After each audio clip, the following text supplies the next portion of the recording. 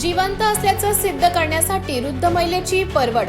जळगाव जामोद शहरात धक्कादायक प्रकार उघडकीस आला आहे. मुलाने जिवंत आईचा मृत्यू दाखवून नगर परिषदेकडून मृत्यू प्रमाणपत्र मिळवले आणि त्या आधारे आईच्या खात्यातील 10 लाख रुपये काढून पसार झाल्याची घटना समोर आली आहे. प्रेमसिंह राजपूत याने स्वयंघोषणा पत्राच्या आधारे नगर परिषद आई कौशल्याबाई राजपूत यांची मृत्यूची नोंद करून घेतली. कोणतेही शहानिशा न करता नगर परिषदेकडून मृत्यू प्रमाणपत्रही देण्यात आले. नंतर बँकेतून रक्कम काढून घेतल्याचं समोर आले. प्रकरणाची माहिती मिळाल्यानंतर 75 वर्षीय कौशल्याबाईंनी स्वतः जिवंत असल्याचं सिद्ध करण्यासाठी नगर परिषदेत अर्ज केला. या घटनेमुळे नगर परिषदेच्या निष्काळजी कारभारावर गंभीर प्रश्नचिन्ह निर्माण झाले आहे.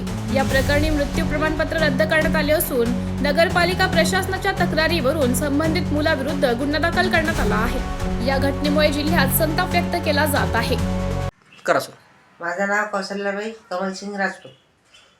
माझं मकान निघून मी FD केलेली होती SBI बँकेत.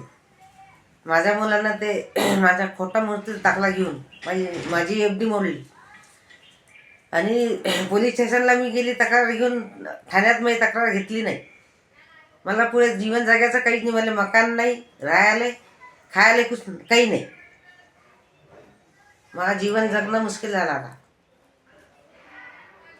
बोला.